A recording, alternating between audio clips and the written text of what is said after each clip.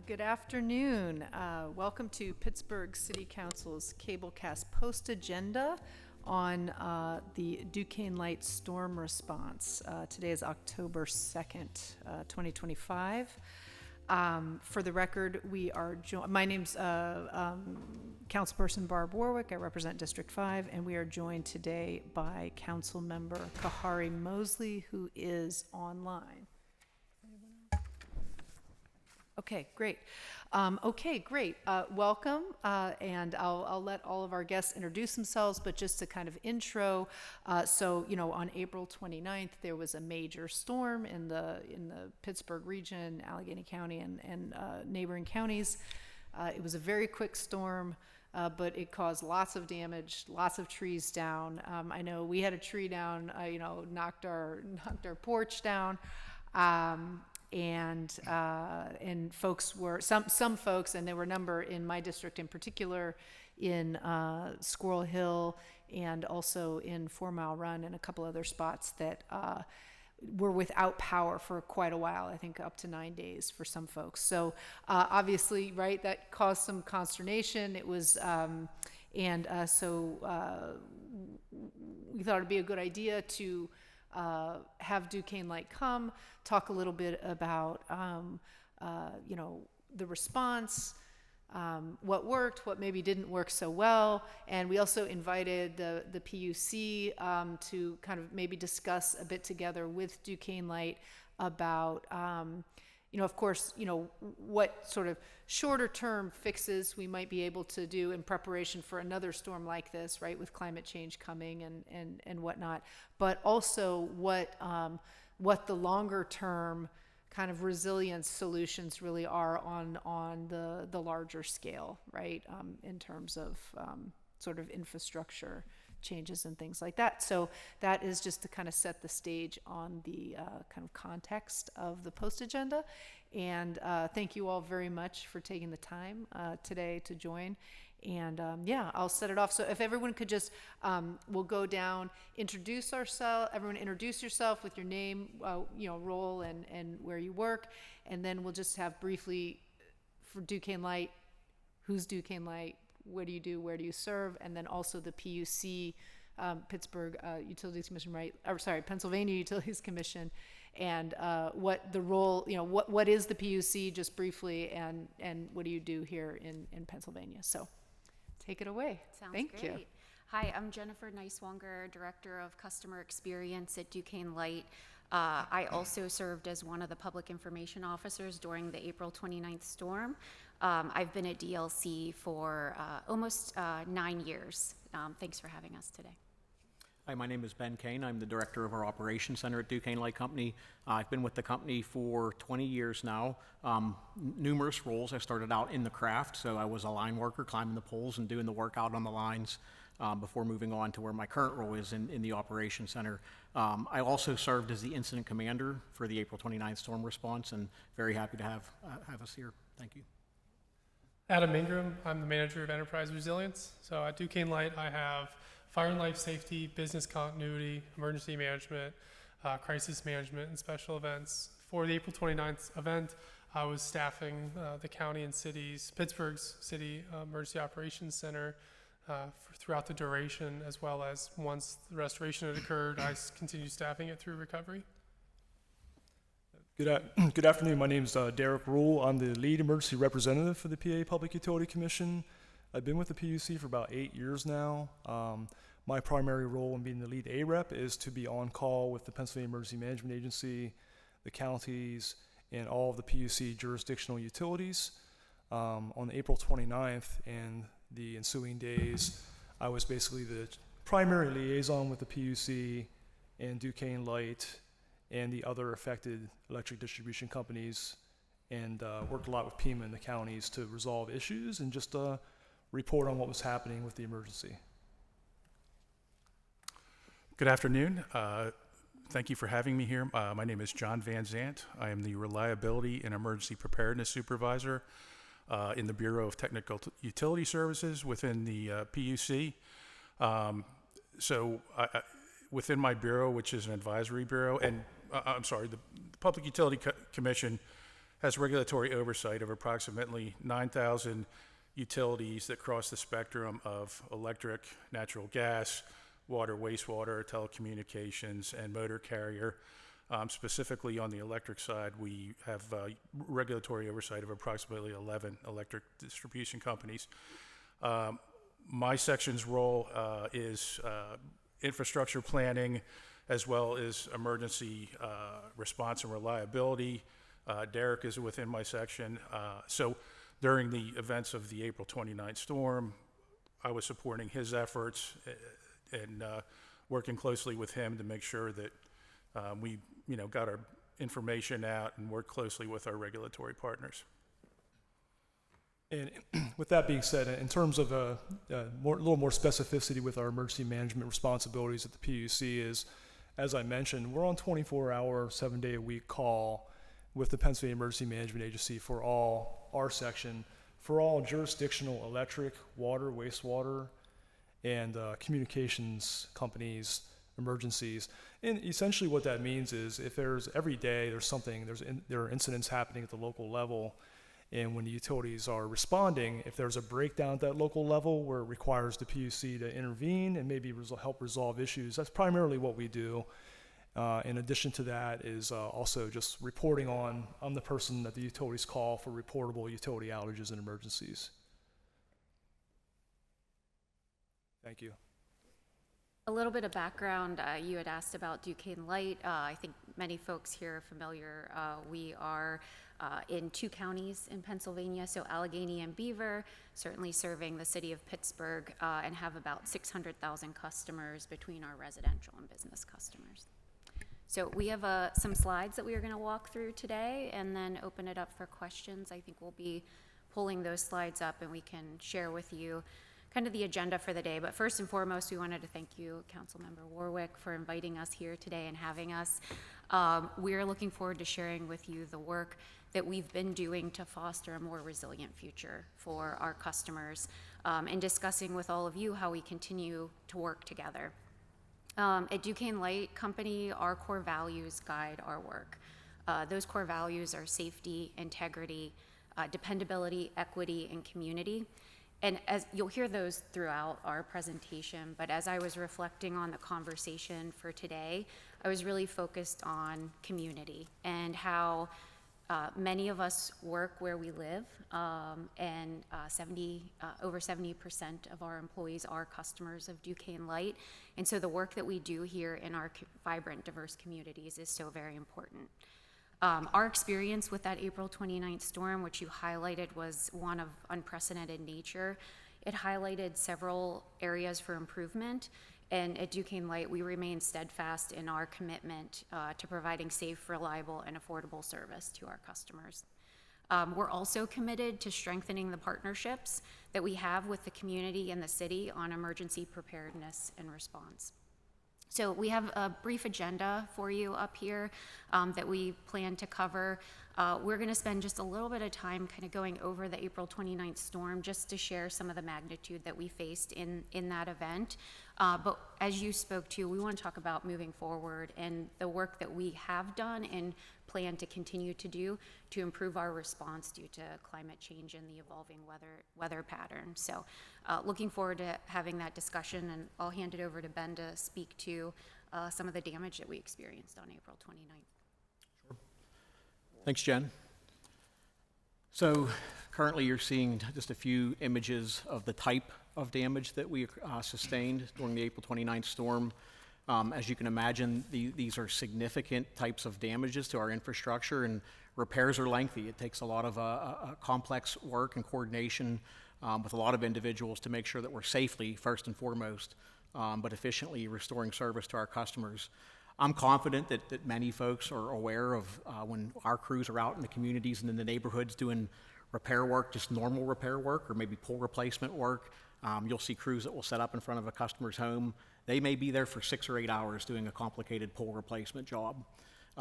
When you see the type of damage that exists, though, it just exacerbates that time frame and adds to it, because there are environmental spills that are involved in the cleanup. There is road closures. There could be damage to the third-party attachers and other facilities that we have to make sure that they're notified and able to come out and make repairs to their service as well. And it takes a lot of individuals to facilitate those repairs. So we will typically dispatch a troubleshooter initially to go out and to investigate and to understand what actually occurred, what is the damage. And that could be followed up with vegetation management crews, again, environmental folks or environmental cleanup crews that could be required to respond. Certainly, we have a sense of urgency to try to restore and open the roadways. So you can see there's roadways that are impassable. As soon as we do that, of course, we have to take measures to safeguard traffic in public. So we take steps to do that as well. So these are just a few examples of the types of damage that exists. The picture on that's all right. We can go to the next slide. That's fine. Much of the damage, I will say, and this is not unique to Duquesne Light Company, but it's common for EDCs across the state, and I'm confident across the nation, off right-of-way trees, so trees that are outside of our manageable right-of-way, typically are the trees that are causing significant damage. That's not to say that there aren't trees within the right-of-way, but we see oftentimes where trees that we would not otherwise maintain well without of the right-of-way, 100-foot trees that are on the side of a mountain that will fall over and impact our facilities. And not all of our facilities are right on a roadway through the community. Oftentimes where our substations are located to get the power from there to the communities that we serve, it's coming through rights of way, which you see in the picture there on the left. That required an extensive road to be cut in, so it's like obtaining access to the facilities in order to effect repairs. And again, the middle picture there is just an example of how it wasn't even that a tree came down, it was multiple trees snapped, mid-span or even at ground level uprooted that caused significant damage. Our crews worked for 16 hours a day, 24/7, so that was through the day and through the night for 9 days straight to effect repairs. There were jobs that took 3 days, up to 3 days to complete one job. We had, I think it was close to 4,500 jobs that needed to be repaired, individual jobs that needed to be worked.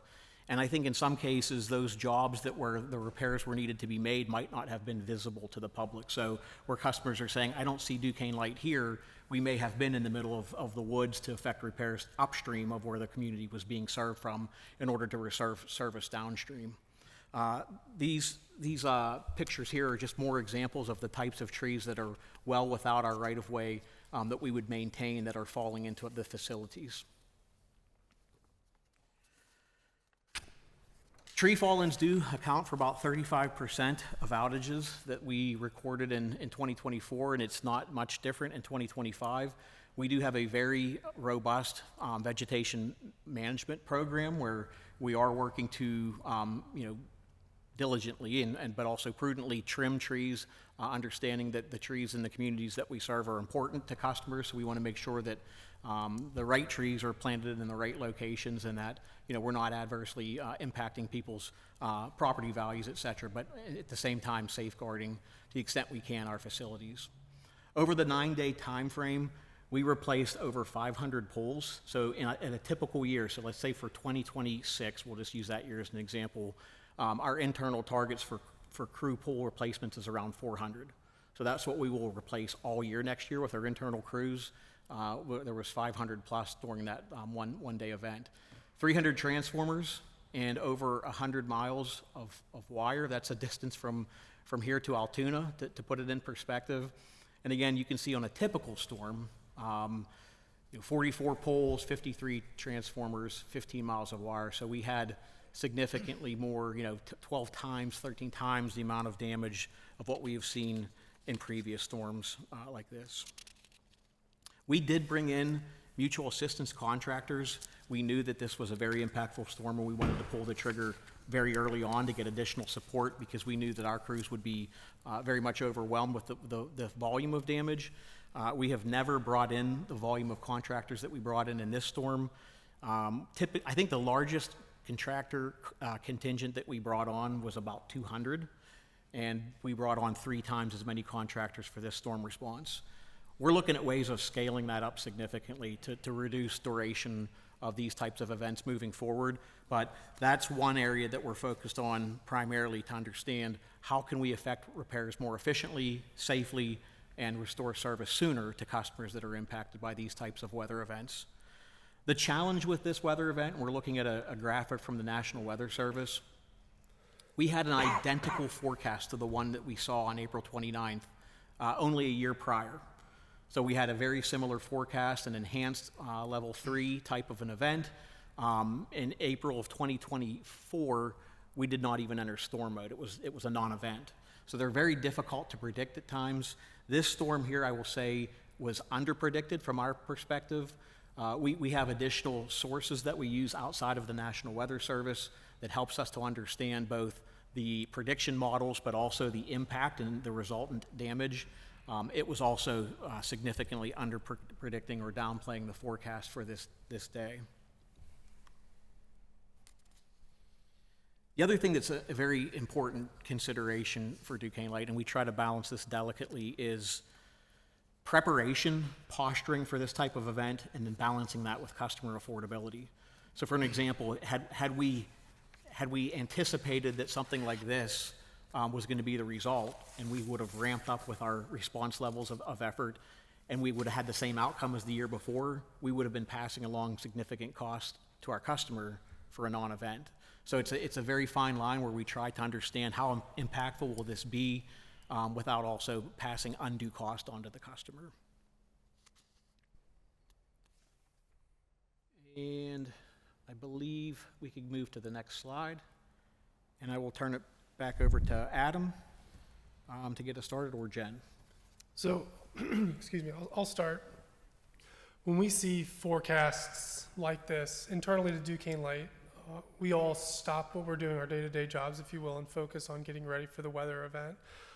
That includes the basics of looking at our IT systems, our infrastructure, pushing materials out to our service centers, making sure that they are fully prepped and ready to respond in an efficient and time-sensitive manner following the weather coming in. For this particular event, it's the exact same thing we do. We look at the forecast coming in 2 days ahead of time, 3 days ahead of time. We start preparing our customer messaging. We start preparing our social medias, our materials management, our IT infrastructure, as well as our circuit operations and our internal staffing numbers, whether that includes having additional staff on or ensuring that our crews who are going to be working 16 hours on, 8 hours off, are prepared to do so, and making sure that they are aware of that is what's coming, and we have the internal numbers for that. In terms of pre-storm communications, just one thing to note, we do this very well. We do it a lot. Even if we're not expecting a large event like this, we will still go through emailing our customers and letting them know this is what Duquesne Light is doing ahead of a severe weather event. Here are some things that you can do ahead of a potential power outage, how you can take care of yourself and your family if you do face a power outage. That is something we've done for quite a while, and things that we are improving on in terms of what other additional things we can communicate to our customer ahead of severe weather. When the event started to take place, as it was coming through Columbus across I-70, as it started getting towards Zanesville, we did start to see the overall wind and the forecast start to shift into this is going to happen. But by that time, that is 2 to 3 hours before it gets to the city of Pittsburgh. There's nothing that we can do that's going to change the weather impact 3 hours out. From my perspective, where I sit, we coordinate almost on a daily basis with people like Chief Darrell Jones, Adam Emile, Matt Brown, Stephen Barlina, and others. We have a fairly extensive group chat on our phones that we talk all the time. So as the weather was coming across, we were letting our counterparts at emergency management know this is what Duquesne Light is doing as well. If you need anything, please reach out and don't hesitate to let us know. From a coordination standpoint, they did have virtual EOCs activated ahead of the weather event, which we were dialed into and joined. So as the weather was quite literally coming across the state border, we were already interacting and communicating on what impacts the city and the counties were having. So we were very well kept abreast as well.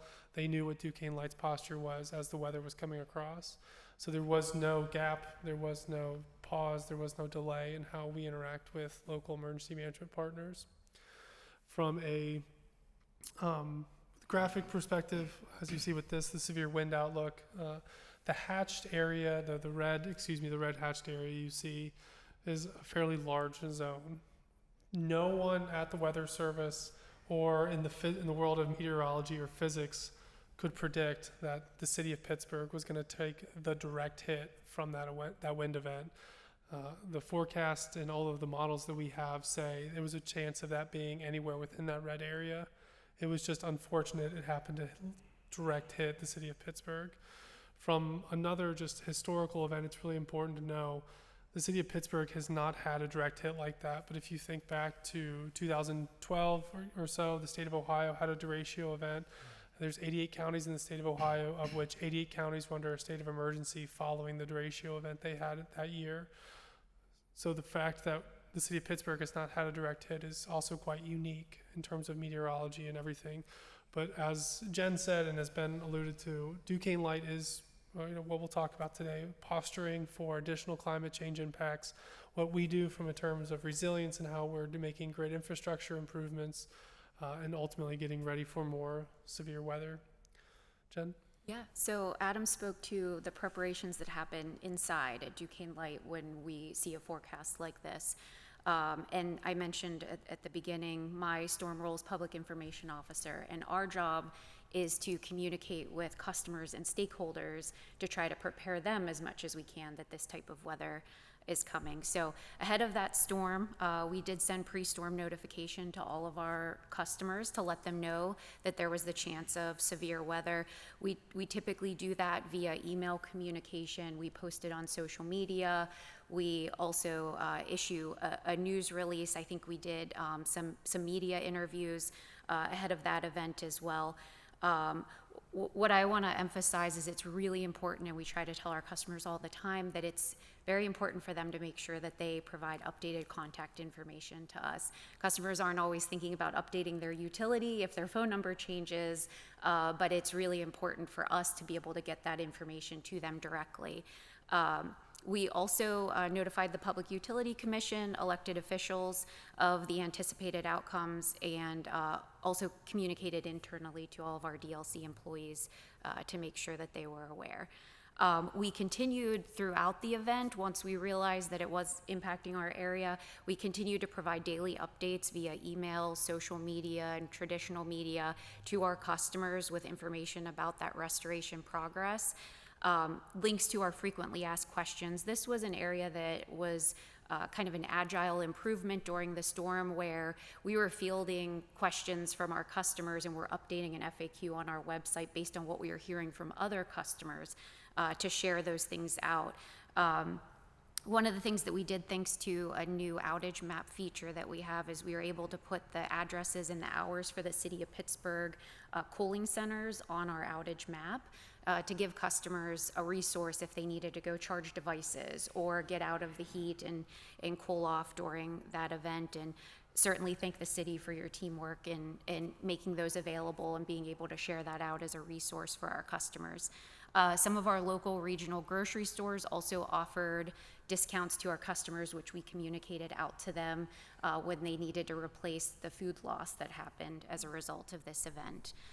We also communicated details from the PA Department of Human Services related to SNAP benefits replacement, and included links and contact information for other resources like the Greater Pittsburgh Community Food Bank and Salvation Army for those that needed those resources. In addition to keeping your own contact information up to date, one thing that I wanted to share, which is another new feature that we were able to have prior to this storm event, is we have storm alerting available that we automatically send to customers based on the information that they have on file. So that could go to their mobile device, it could go to their email. But the really nice thing about that is it's not exclusive to your household. If you have an elderly family member that lives in the Duquesne Light Service territory, you can sign up to receive outage alerts for their household as well. So if you wanted to keep tabs on some of your family as well, that is an option. And with that, I'll hand it over to Ben. Thank you, Jen. There's a few things that I'd like to call your attention to on this slide. The first of which is the order of magnitude of the April 29th storm. Certainly the most impactful storm that we've seen in our 100-plus year history, impacting over 50% of our customer base. We peaked out at a little over 300,000 customers that were impacted by the storm. Duquesne Light has a lot of automation and remote switching capabilities within our circuit, so even though the damage was extensive, within the first 24 hours, I think it was just over 24 hours, we restored almost 50% of our customers within one day just by able to switch and reroute circuits to other stations that were unimpacted.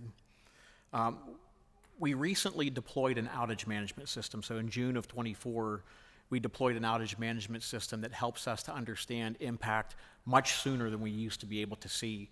So the one thing that I want to call your attention to on the graphic is there was a storm that happened in June 17th of 2024, before we went live with our outage management system. And it took nearly 8 hours for us to understand just how impactful the storm was. It was a customer, about 73,000 customers that were impacted by that storm, but it took some time to understand that. Through the use of technology and technology that we have employed, we are able to understand impacts much, much sooner. So the other three storms that are shown here, the one in November of 24, December of 24, and then of course the April storm, very early on within the first hour, we're able to see just how impactful the storm was. So we had better situational awareness, and we were able to respond more quickly due to the deployment of our outage management system. It took 5 days to get to about 95% restoration. And within the 7-day global restoration time that we set, we had 99% of the customers restored, though some went longer than the 7-day global ETR. I'll hand it back over to Adam. You may have heard Duquesne Light recently published our after-action review on our website. We emailed quite a few people about it. We do after-action reviews following all events, storms, special events, and incidents within our footprint. Though we do it each and every time, this was a particularly unique event and required a particularly unique after-action, of which we had over 1,000 engagements with employees, focus sessions, brainstorming sessions, ongoing conversations like this one with elected officials, to more transparently and have the empathy and meet customers where they are and hear the stories and the, as you were saying earlier, the consternations people were faced with throughout the event. From the after-action review itself, it's extremely extensive. There are over 1,500 items within it. We heard everything you can possibly imagine in terms of what it was. As well, I will comment, we did also participate in a lot of other after-action reviews, including the City of Pittsburgh's that was hosted by Adam Emil following the event. From a summation for the slide, if you will, all of the information that we gathered is going to set us up to have a better response the next time around, have a more resilient response, be more resilient for our customers, and ultimately how we can interact with our customers. As well as a nod to our friends here on the left from the Public Utilities Commission, we also participated in after-action review sessions with Derek, John, and some others who are not here from the Public Utilities Commission. So when we talk about no stone left unturned, we quite literally talked to everyone we could related to the after-action, for which we published online, and are diligently going through and working on in terms of what other things we can do and what products and services that we can offer to be more resilient. So I'm going to cover some of what we heard from those stakeholders. For those that lived in the region, lived through this storm, it shouldn't be too much of a surprise. But as Adam said, we talked to a number of stakeholders to make sure that we had a clear picture of what those pain points were. So we received tremendous amount of feedback from our customers, and while we're proud of the things that did go well, because there were improvements the DLC had made based on previous storms, like the fact that we executed our restoration without a single safety incident, which is something that we're incredibly proud of. We've identified a number of actions that we're taking to improve. So we're going to talk through those with you, but based on some of that feedback, some of the major pain points, particularly from our customers, were insufficient customer communication. While we were continuously communicating with our customers, the information that they needed most was their estimated time of restoration. They needed to know when their power was coming back on so that they could better prepare and plan for their family. We also heard an inconsistent experience with customer-facing technology at the onset of the storm. I think we've set the stage in terms of the unprecedented nature of this storm and the volume that we experienced that we've never experienced before, and our technology was not able to keep up with that volume. We heard criticism on the deployment of DLC and mutual assistance crews and resources. Ben touched on the fact that we have to balance affordability, but we're looking at ways that we can scale up on those mutual assistance resources as needed based on the size of the storm. We heard lack of coordination with municipal public works and first responders. Adam spoke about the relationships that we have, but we view this as something that we can continue to get better at and something that we want to partner with the community on. And then lastly, we heard feedback about inadequate support for our vulnerable customers and those without power for extended periods of time. So that's some of the feedback that we heard, but we really want to talk about how do we improve from here? What are our opportunities for moving forward together? And I am incredibly optimistic about the impact that Duquesne Light Company is going to have in terms of improvement that we intend to make for our storm response efforts and how that will look for our customers moving forward. We left no stone unturned, as you heard Adam say. The four main areas I will say that we are identified and focused on, laser focused on, is expanding our internal processes, which includes the training of our workforce and improving storm operations overall. So there's a lot of technology, there's a lot of process documentation, there's a lot of training that's underway to ensure that we're in the best space in terms of that. We also want to strengthen our coordination with municipalities, first responders, and nonprofits. At the end of the day, we want to partner with whoever is willing to partner with us to make sure that we're driving improvements for the communities that we serve. Again, we're amongst those communities. I'm born and raised in the Pittsburgh area. I've lived here my whole life. Incredibly invested in the community. My neighbors live here, my pastor lives here, my family lives here. So when I'm serving the customers, I'm serving my family and everyone. So we are very much motivated to continue to drive continuous improvement. That includes benchmarking against other utilities and partnering with them to understand what were the gaps that you saw and how did you overcome those.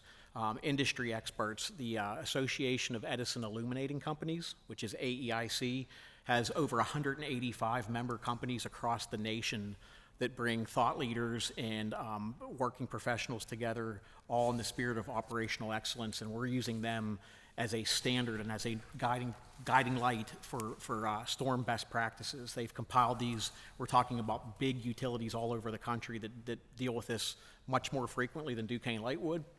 Maybe they're in a hurricane path, and utilities like that who have got some of this figured out and have moved forward in the space of restoration and resiliency. We're partnering with those and continue to learn so that we can improve our processes as well.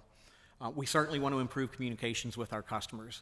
Ultimately, I don't think people are so much concerned with when Duquesne Light's going to be done. They just want to know when their lights are going to be back on. So to the extent we can provide more individualized, localized, municipal-based ETRs, it will be successful for our customers to understand just how long they will be without power while we are working aggressively to pull in overall duration of these types of events. Digging in a little bit deeper to each of these areas. So when you talk about expanding training, improving storm operations, that resulted in a number of things that were very tactical in nature, but we have established some new circuit quarantining procedures where if there is extensive localized damage, we can enact this procedure that will allow us to more effectively and efficiently restore service to the impacted area. That, of course, required more training and the deployment of additional technology. So we did provide additional technology and visibility to our field crews to be able to understand real-time running orders of circuit configurations, certainly in the interest of safety, but also in understanding how they can more effectively enact repairs. again, additional industry best practices. We're looking at transfer of control. We're looking at decentralized storm response and moving things out of the operation center, which typically has everything funneling through, and providing more localized response from our service centers that are in, Beaver County and Allegheny County. Our storm plan has been updated as well. So we previously we had never brought in this volume of contractors. In hindsight, we probably should have brought in more. We're making sure that we have firmed up plans in place so that we can bring on additional contractors. And that may mean, when you think about an area that's impacted very heavily with outages, maybe hotels aren't available. So we're looking at additional base camp options. Duquesne Light set up our first ever base camp during the April 29th storm, and we housed, I think it was close to 200 contractors on our property, but we're looking at how we can scale that to bring on even more. We're looking at ways that we can expedite our damage assessment process. How do we understand much sooner what the impact was, and how can we partner with municipalities to understand what are their highest priorities in terms of road closures or areas that need restoration done more quickly than other locations. Of course, the city of Pittsburgh is one of our densest customer bases, and we want to see how we can certainly make the grid more resilient. We are investing significant dollars over our 5-year business plan, upwards of $2.7 billion over the next 5 years to affect infrastructure improvement that will allow for more intelligent pull-top devices, more remote switching capability, quicker restoration in areas that are not impacted, as well as providing additional resiliency measures.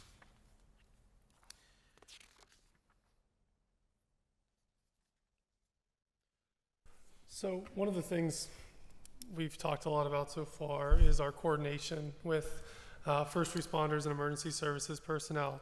Duquesne Light has over 180 municipalities in our small footprint. It's unrealistic to expect that each local emergency management coordinator at the municipality level interact directly with us.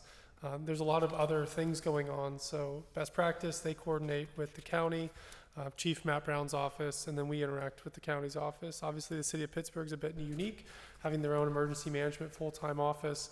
So in terms of, as I mentioned earlier, with just our basic group chat, there's 22 people in that between the Beaver County, Allegheny County Emergency Services, City of Pittsburgh Emergency Management, and then from the Duquesne Light side, my team, the Emergency Services side, Jen's team, as well as Government Affairs and our government liaison folks, so Emily and Louise.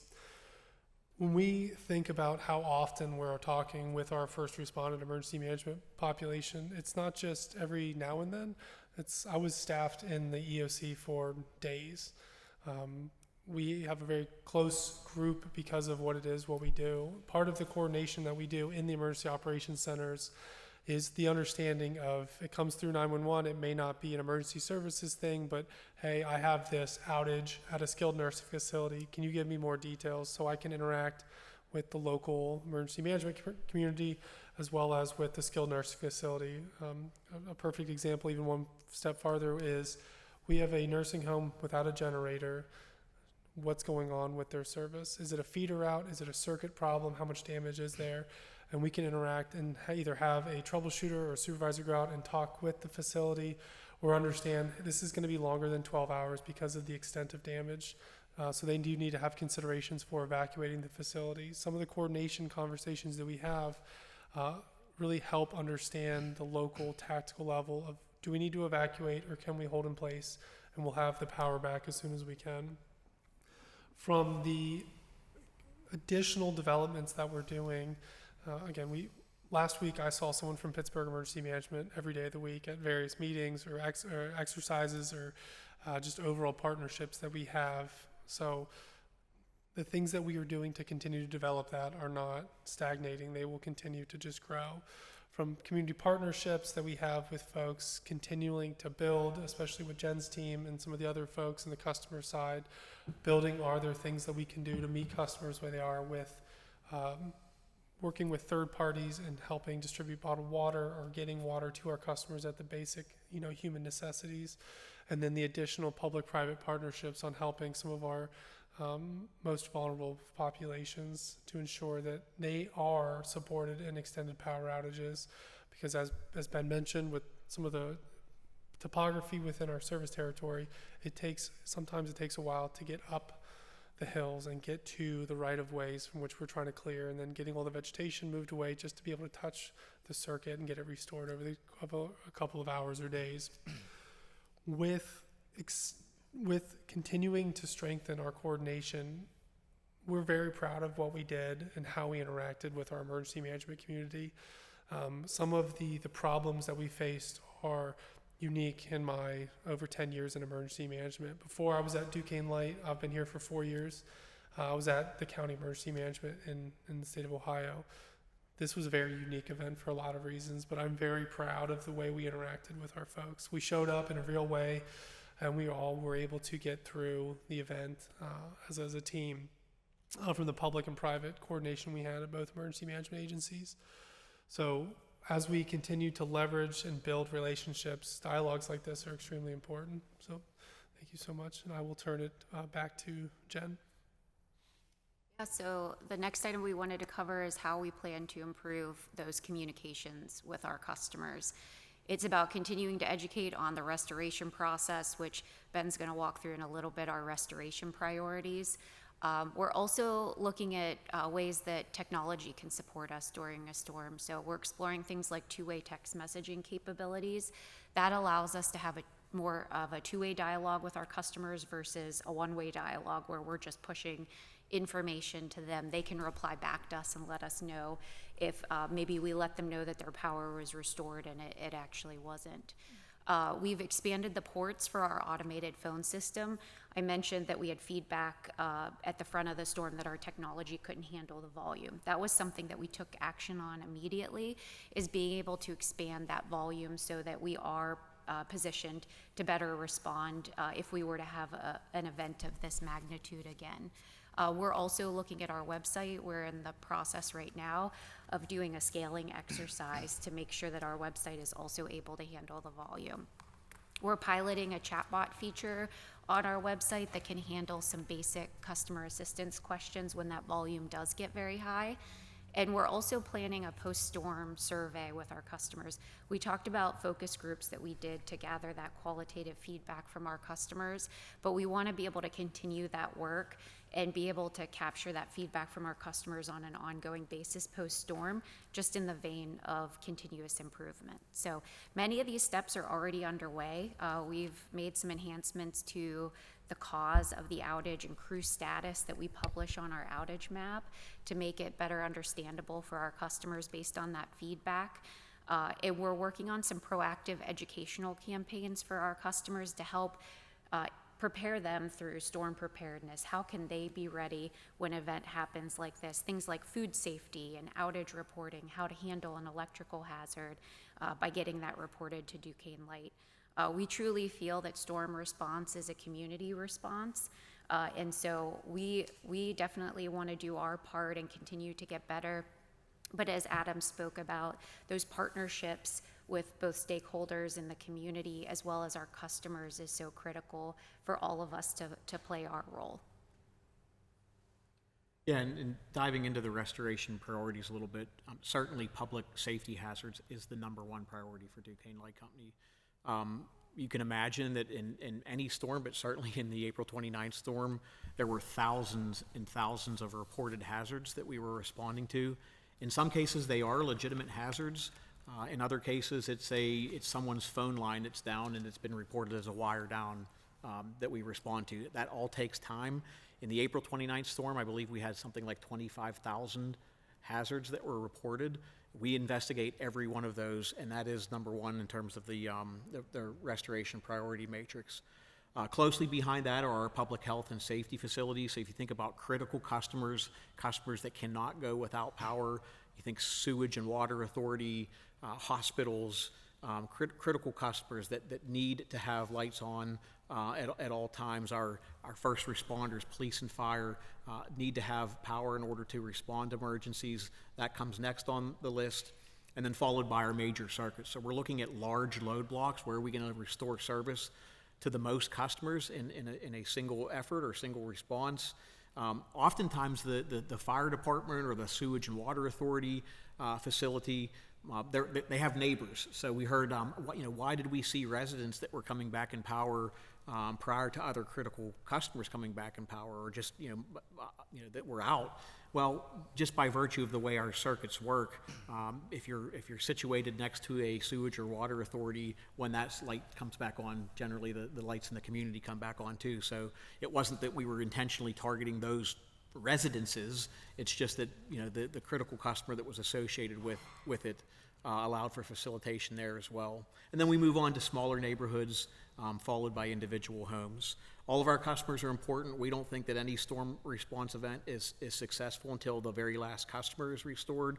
But certainly, again, like safety is of utmost importance as well. If any of our employees are injured during a storm response event, it doesn't matter how well we performed otherwise, it's not a success. I'm happy to say that during the April 29th storm, our men and women from the IBEW 29 worked safely and restored service to over 300,000 customers without serious injury.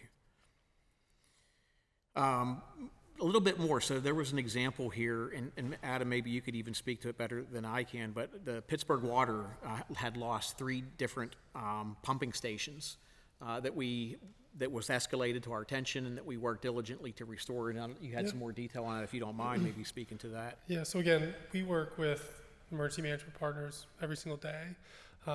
Of that, it's not, excuse me, it's not just the county or the city level, it's also Pittsburgh Water. So Casey Stewart and Heather May, they are the Pittsburgh Water Safety Security Emergency Management team. After the 15-minute wind event came through and we lost half our service territory, that included 3 critical pumping stations for Pittsburgh Water. Through our relationships and through our overall coordination, we were able to identify that very quickly. They actually, Casey texted me about it. We were able to understand what the extent of damage was, and then we were essentially aware that if the water level and the pumping level fell below a certain amount, a very large majority of Pittsburgh Water's service district was going to be under a boil water advisory, and then past that, they would actually be running out of water. That obviously turns into an emergency within an emergency, and how we interact with that internally, making sure that the customer team, the public information officer, our operations section chief, and our field unit leaders are aware and being able to dispatch troubleshooters appropriately. Part of the coordination element also understands that we have live wire down calls. There was an unfortunate public safety fatality the night of the storm just south of here. So balancing live wires down, pumping stations that are out, skilled nursing facilities that are out, not to mention hundreds of thousands of customers that are out. It's not black and white. It requires an immense amount of collaboration, coordination, and relationships that we already have within our communities. I am, again, proud to say that we were able to work with Pittsburgh Water in ensuring that their districts did not go under a boil water advisory, because our troubleshooters were able to be dispatched and work directly with the Pittsburgh Water operations and electrical folks, because not everything is Duquesne Light owned equipment. Sometimes you have to interact with your stuff before Duquesne Light can interact with our stuff, and it goes back and forth, especially in large industrial settings. But our folks were able to work with them and get them back within the very first 12 hours. And that's an incredible testament to the coordination and skill of our craft workers. And again, it was an immense event, but we are very proud of this case study within the event of getting the 3 pumping stations back, making sure no one was under a boil water or losing water at all. So the last area of improvement that we wanted to talk through was ETRs, estimated time of restoration, because we know how critical that is for our customers for planning purposes. It's really important that we collaborate across departments to have ETRs established and updated as efficiently as possible. Ben alluded to that decentralized model that we're working on that will allow us to establish ETRs closer to the communities where the storm has affected and created the outages. We're also developing a new storm dashboard that will improve that synergy across our internal teams. We're developing new storm rules, which is what I was alluding to before, to help improve the efficiency and the clarity of those ETR communications. And then lastly, refining our ETR messaging with customer input to make sure that it's clear and useful for them. I mentioned that we did focus groups immediately following the storm. We have additional focus groups that we're going to be doing with our customers where we're taking the learnings from this storm and we're going to co-create messaging with our customers to make sure that it makes sense to them and it provides them the value that they need to be able to respond during an event like this. So with that, I believe we've gone through all of our material. Thank you again for having us. Hopefully it's come through in our discussion how important this work is to us and how important the community is to Duquesne Light in providing safe, reliable, affordable power to our customers. We wanted to open it up for discussion if there's any questions. Yeah, absolutely. Thank you. So I am gonna, Councilman Mosley is online. I'm not sure. Councilman, did you have questions? He may be on them. I don't have any questions right now, but I'm going to continue listening. Thank you, Councilwoman. Okay, yep, thanks. Yeah, so, well, thank you. So, I do have just sort of, listening, and thank you. That was a very thorough presentation. I really appreciate you coming and sharing that. I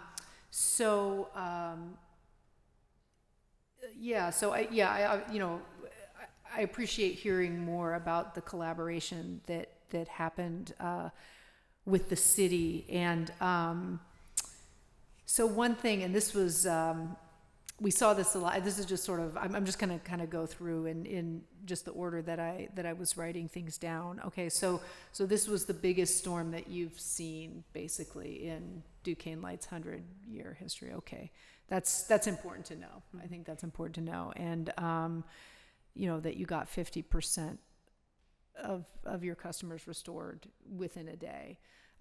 Of course, that's maybe folks who weren't restored, who had 8 or 9 days, that it doesn't matter as much to them, but it is worth reiterating. So one thing, and this was something that I got a lot of questions about, just kind of going around and talking to residents, was to understand, sometimes there would be like how things worked with the trees. Like if you can talk a little bit about, because sometimes there would be like a crew there for the trees, but then they'd just be waiting. And that's, of course, as a resident, you're seeing that and it's frustrating. You're like, oh, this tree crew was sitting there for a long time. So if you could talk a little bit about how that works, sure, what the order of what needs to be done and how that gets coordinated. Sure, absolutely. So as we discussed in our presentation, safety is the utmost of importance for storm response. So when we have any work that's occurring on our facilities, a qualified individual has to make sure that the lines are safe to begin work. Our tree crew and vegetation management support crews, they are line clearance qualified, so they're able to trim in and around our facilities, but if things are entangled before they can get into it and really get to working, they have to make sure that the lines are cleared. So it's one thing if they're de-energized, and that happens oftentimes from an upstream protective device that will de-energize the power. They're still not permitted to go into work until it's actually been electrically cleared and it's safe to do so. So oftentimes a tree crew may beat our crews because they're pulling jobs. They're trying to see, hey, can we go out there and do this without any assistance? Mm-hmm. In many cases, they can. They can show up and they can effect repairs on their own in terms of removing the tree without support. In other cases, they show up and they go, oh, we can't do this yet until somebody comes out and confirms that this is safe to do so. So that's why I think in some cases a tree crew will show up and spring right into action and everything works. And in others, they show up and they go, we can't do this safely without a utility representative confirming that it's safe to do so first. And people see that. If I could add to that from a customer Sure, communication standpoint, because obviously the average customer is not going to understand the ins and outs of our business. And we learned that as part of this storm. I think Ben spoke about the different types of crews that might need to visit a job. It could be a troubleshooter first to evaluate the scene and see what happened. It could be vegetation crews to clear the line from vegetation.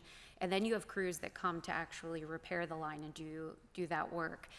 So one opportunity that we found as part of this storm is to make that language on the map more clear for the customer to understand where they are at in that process.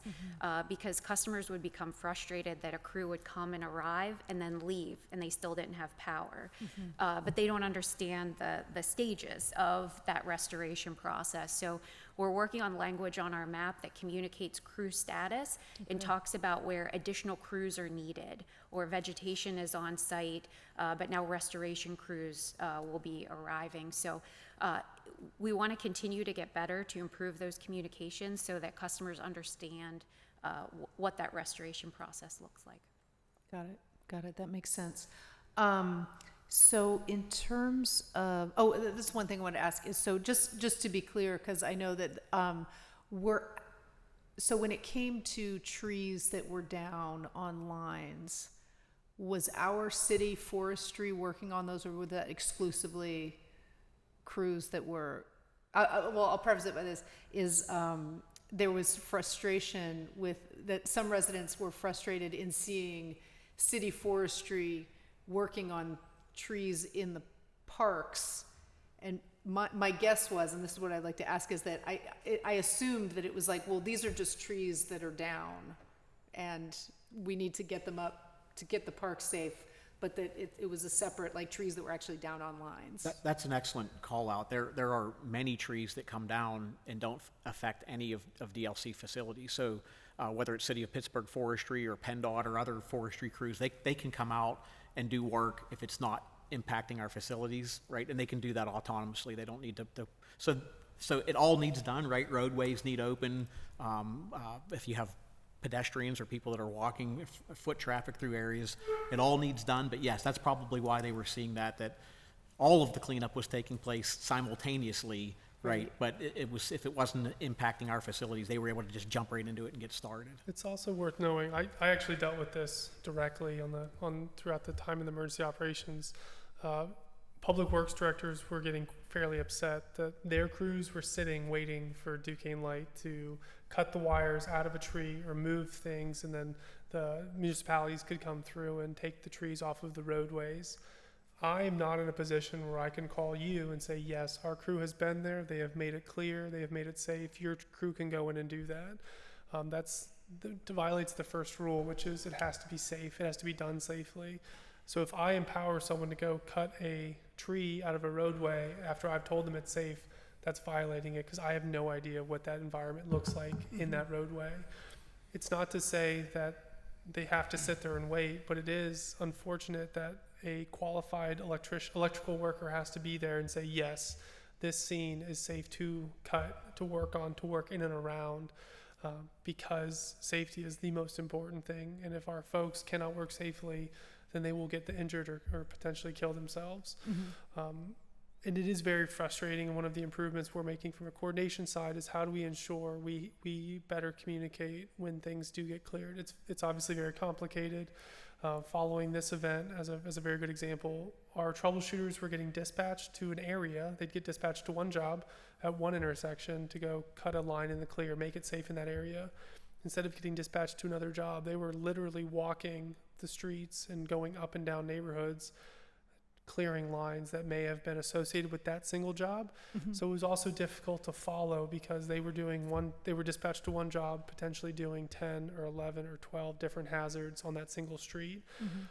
Again, it's difficult for me to tell you, you're good to go, because I don't know where that troubleshooter has been.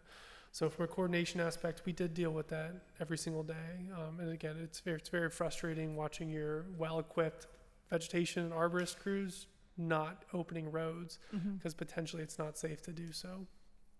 So that makes sense. So what you're saying is really like before a non-Duquesne Light worker can touch a tree, like they need to hear it face to face, like I am here, I am telling you here that this is safe for you to work on.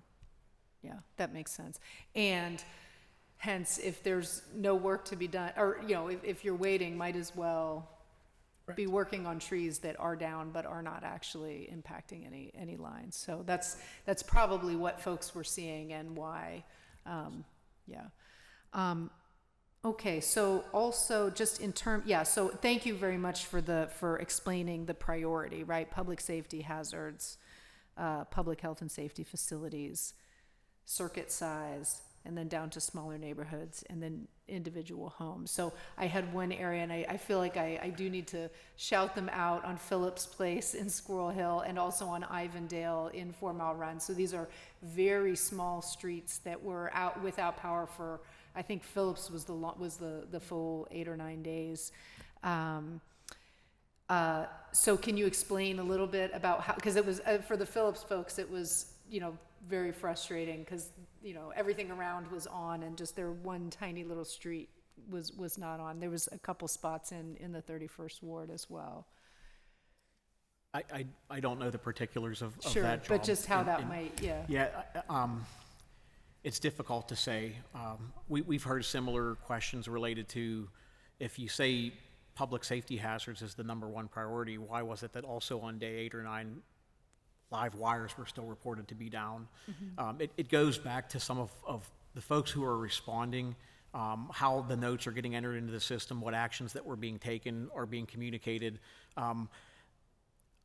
I did troubleshooting work myself, and there were times, and this was years ago, when you would show up and see third-party attachers, facilities that Duquesne Light didn't own, that maybe were blocking a roadway or was truly a wire down, and Duquesne Light would safeguard it, right? We would cut it clear or do something that, not to our facilities, but to another company's facilities to make sure that it was, okay. There are other troubleshooters who are unwilling to do that, right? It's not their facility, and by rights, we should not be cutting Verizon's lines clear. So you might get a report of a wire down, somebody shows up and says, Duquesne Light's in the clear, we're not involved here, and leave, and then the next day or 2 days later, another person calls in and says, that wire's still down, and Duquesne Light was here and looked at it. It's not our wire, so we would come up back again. The same could be true for that neighborhood that you're referring to. I don't know how many customers were impacted. Is it like a dozen or 50, or Yeah, it's hard to it's hard, like that. it's hard to say, but I don't know. It's not an easy question to answer. How sometimes things like that will be done out of sequence. A single customer will get restored before 10 people over here are. Some of it's just by virtue of where folks are situated at the time. I don't know. Did you have other insight that you wanted to add?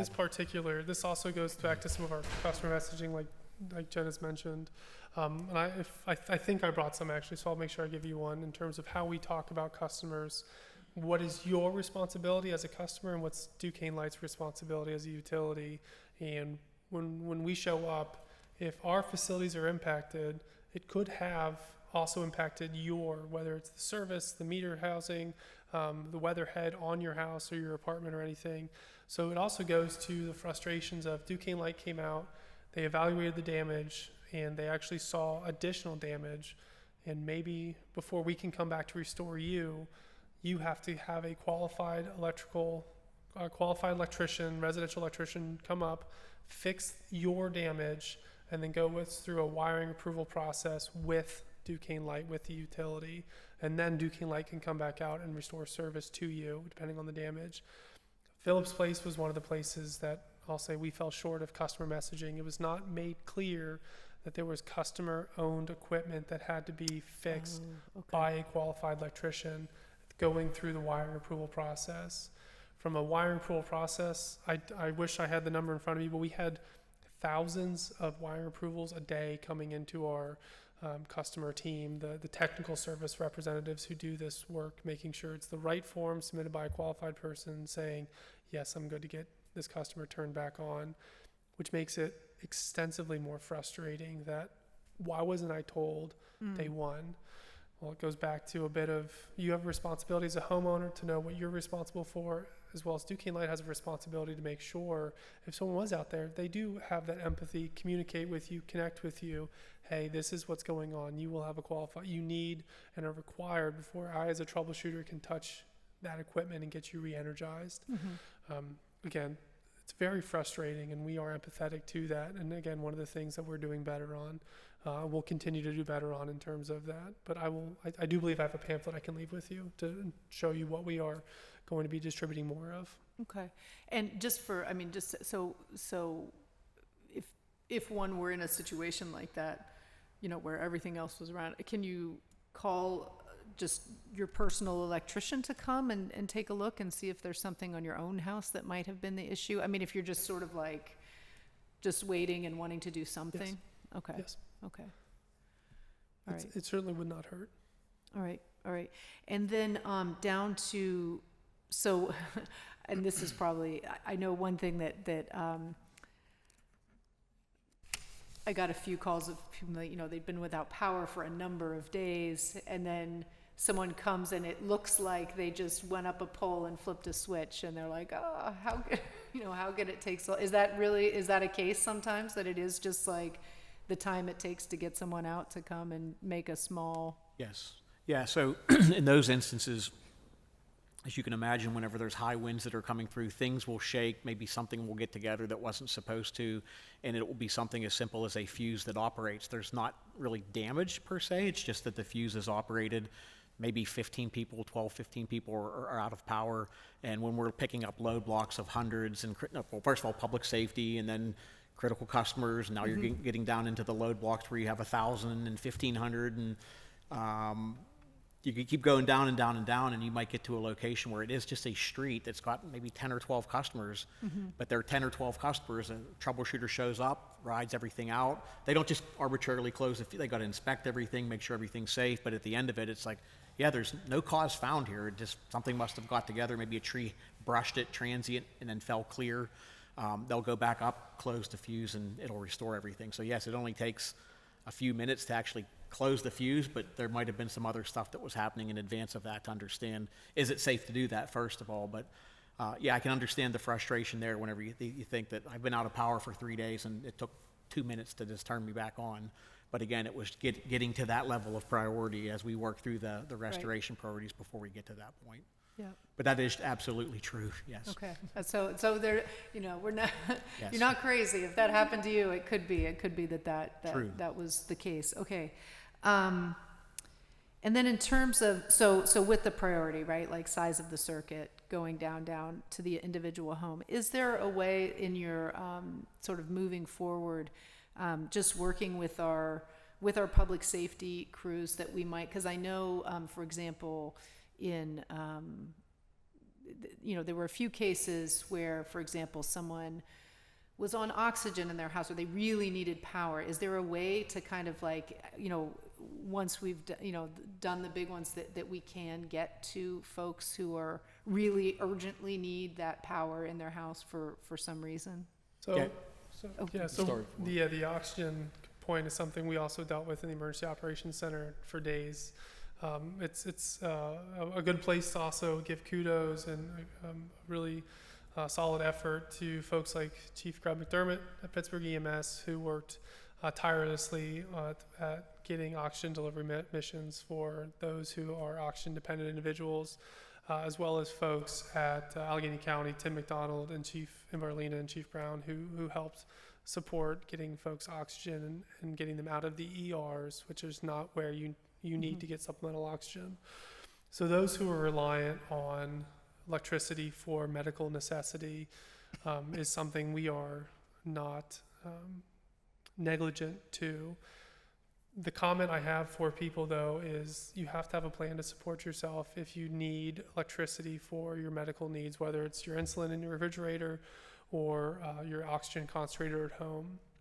One of the things that we were working through and trying to understand is, one, we don't know who has medical necessity unless they go through a process with us and a doctor's note, so like a formal document that says, yes, this person does have medical necessity, but that really takes place for mostly the customer billing side.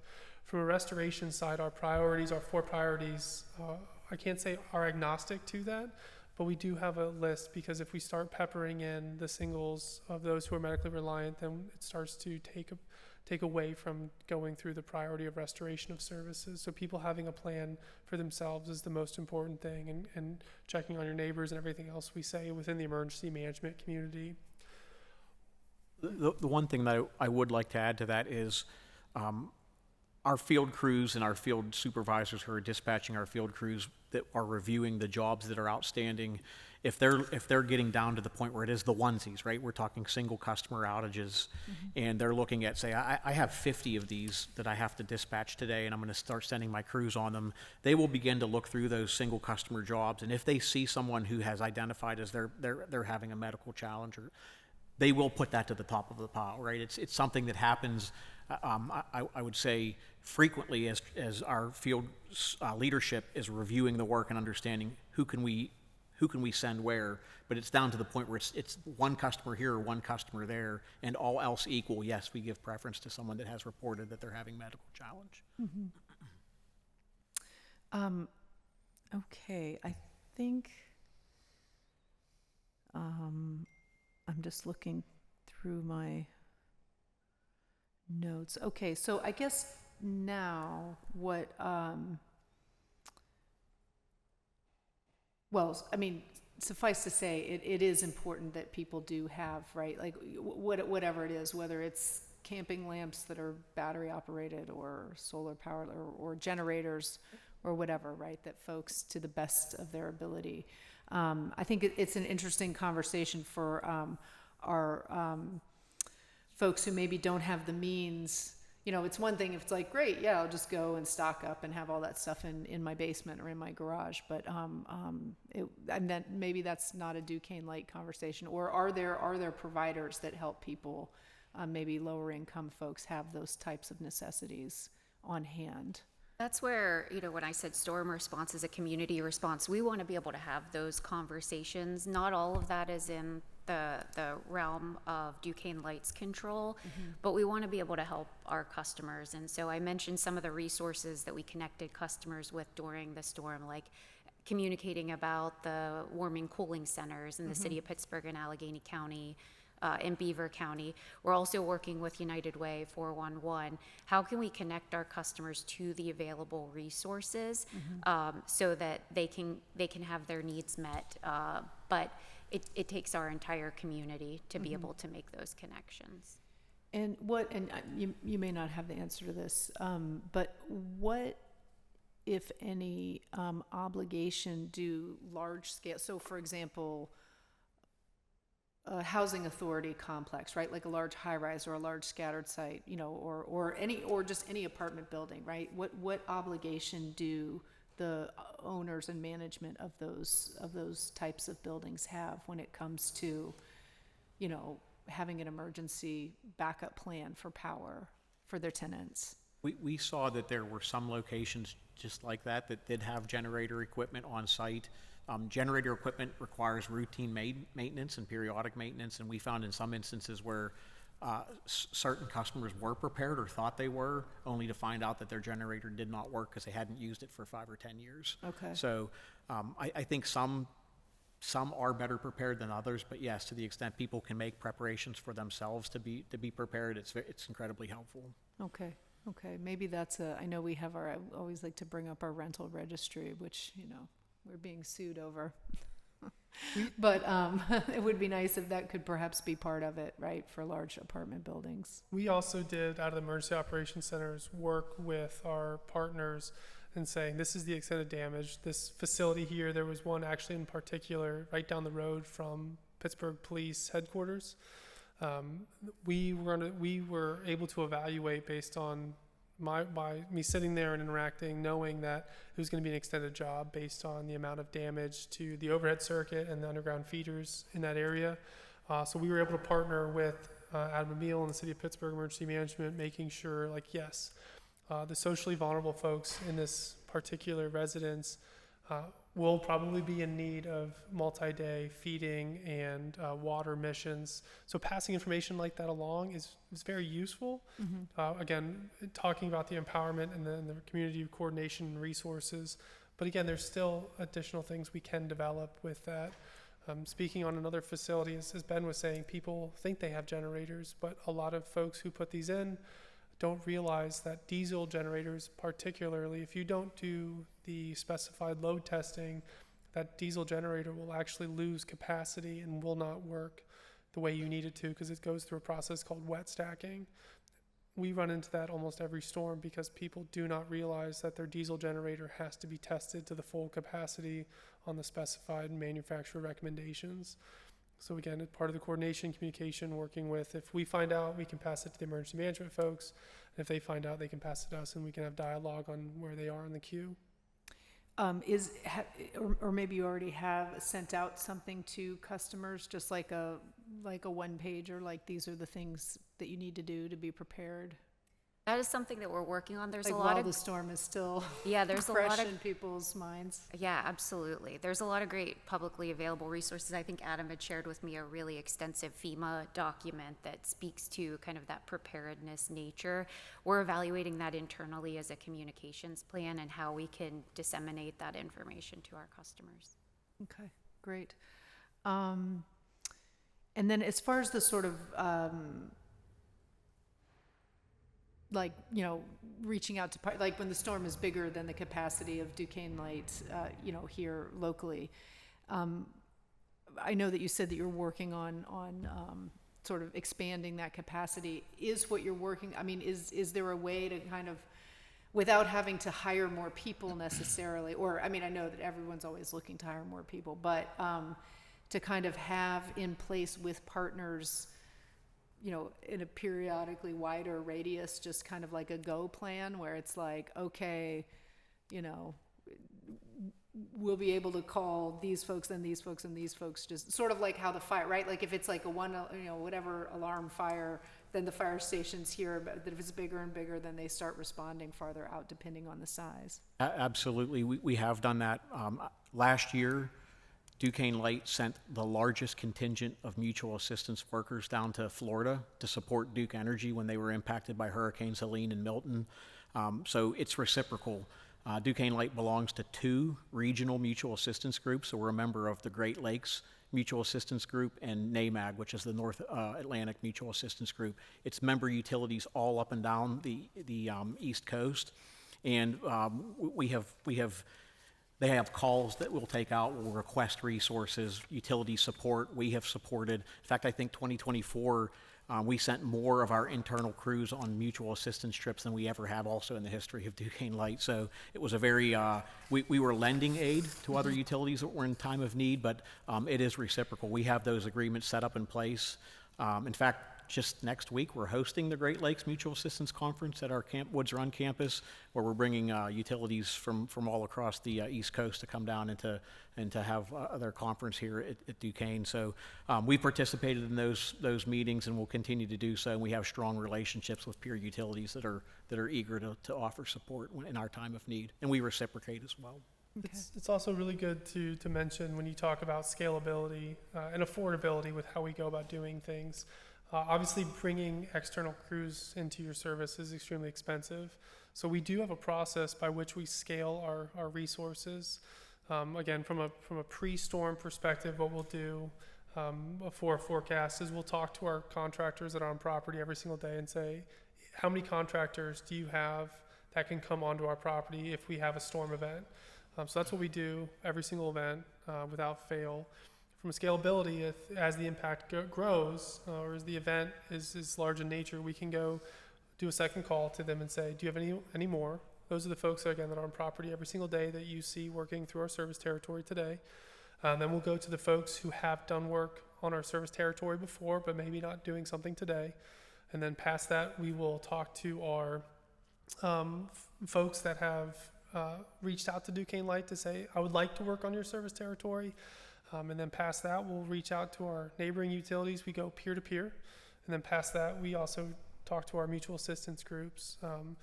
And from a scalability, affordability, it's really important to go through that process, because when you have extended terms and conditions already established with vendors, you don't have to pay a arm and a leg, if you will, for vendors as you go. So having those contracts in place is something we're also doing on the pre-storm perspective, and we'll continue to grow, making sure that storm restoration is not causing additional burden on our bills. Mm-hmm. Mm-hmm. Yeah, because bills are going up, I'm sure. That's a separate post agenda probably. Yeah, and then turning to the PUC, and I mean maybe, but I guess, and I say this, when I look out my window, there's like a zillion wires right across the street all around, and that feels. I grew up in California. It doesn't look like that, right? In Los Angeles, for example, right? It's much. You just tend not to have that. And of course wires that that feels trees fall down. I don't. So what is kind of the biggest weakness in our grid now, and what longer term, like large scale investments, or I'm assuming like state federal investments, are needed to address that? I think, yeah, so maybe John and I can tag team this answer, but of course, myself in my position, not being an expert on long-term infrastructure improvement or investments, but just in my job and learning every day, I would say one of the biggest challenges to the grid is probably the growing demand of electricity over the next 5 to 10 years, primarily from artificial intelligence and data centers, and having the adequate generation and transmission in place to meet that demand. We've heard the governor working with the grid operator over the last few weeks or months on that very topic. So I would say on a macro scale, it's probably one of our biggest challenges. And then on a micro scale, just individual customer, how do we balance growing electrical demand with prices, rate prices to the customers? How do we make our grid more resilient in the face of climate change and growing electrical demand? How do we keep the rates reasonable? How do we make the system more resilient and still maintain reasonable costs is probably our biggest challenge. John, anything to add? Yeah, I would just maybe highlight the Commission's electric reliability report, where we note a lot of these challenges for electric reliability. 24 was a pretty stormy year. You have vegetation issues, trees falling on lines and so forth. Aging infrastructure, so infrastructure replacement is always important. But yeah, these are, I would say those are the main challenges, going forward. And, you saw the result of that with a pretty significant storm coming in and hitting Duquesne. I've heard about lines being placed underground. Is that a thing? I mean, I've heard it. I don't know. Is that a thing that we are trying to do, or that is feasible? There is, a lot of discussion on undergrounding. My personal opinion, I think there are areas where it makes sense from a reliability standpoint, but undergrounding does have its challenges associated with it as well. There is challenges with cost, restoration, and so forth. So I think there's other opportunities, lines, if it's possible to move, lines maybe into along a better right-of-way, like along a road, versus getting them out of a forested area or remote area. There's different aspects, putting different lines, more resilient lines in, equipment upgrades, and so forth, that can go along with undergrounding. But that is an option that's targeted undergrounding. Thank you, Derek. Yeah, targeted undergrounding, so that you don't underground the entire system, but maybe you target specific areas for each individual utility for resiliency. Okay. You mentioned data centers, and I have data centers on my paper. So as the PUC, right, you set the rates, correct? Or you at least approve rates when a rate That's increase one of the comes things in? the Commission does, yes. So is there, because it seems to me, and I'm maybe wearing my politics on my sleeve a little bit, but it seems to me that if, industry, whether it be the tech companies or whatever, need these large data centers to run their AI, et cetera, that should not increase, that should not be impacting rates on regular users, right? So is there anything, and I know we're getting into a little bit separate, but is that something, if to me, if there's a large data center that's that's increasing the whatever the capacity needs or whatnot, it seems to me that the owners of that data center should be paying more per whatever watt. Is that is that something that the PUC is looking at? So I will say that that's sort of out of our, Derek and I's realm of expertise. Okay. I can, certainly get some folks that have that expertise and maybe discuss further your questions or answer your maybe questions. that's a conversation for another day, for another post agenda. Yeah, we certainly don't have the requisite expertise to really answer that question, but there are other folks with expertise that could get back to you certainly at a later time. Certainly discuss that with you, Yeah. sure. Okay, yeah, maybe that's an interesting conversation for another time. Well, all right, so is Councilman Osley, oh, he may have had to drop off. Okay, well, I don't think I have any more questions. Does anyone have any last comments or thoughts that they want to add? Please do, yeah, go ahead. If I could. So I would just note that the commission post-storm is undertaking a comprehensive review of the events and the storm. And we're taking a look at utility performance, system resilience, and customer communications. And we expect that to be completed, or that will be completed by the end of the year. So that'll be made publicly available. All right. Anyone else? Any last? No, I know as the commission, we certainly appreciate the opportunity to come and hear from the council, and any concerns or recommendations the council has, we'll be sure to incorporate that into our final report as well. So thank you for having us. Yeah, for sure. Anyone else? No? Nothing additional? Just wanted to say thank you. Yeah, sure. Well, thank you. I really appreciate it. I know it took some time, but I'm glad that you were all able to come and have this very, very informative. So, this will be on our YouTube channel. We'll make sure to push. Oh, and I want to say thank you to Emily. Honestly, as far as communication from our end, from the council office, it could not have been better, right? It was really, even if I knew, right, I was like, I could just call and be like, hey, I really need help with this one. It was very, very helpful, and I appreciate it. Yeah, so I definitely appreciate that work. So thank you, Emily, who's sitting in the audience off camera. But she was the star of our show in the council office for sure. But anyway, thank you all so much. I really appreciate it. With that, I guess having exhausted the business of this post agenda, this meeting is adjourned.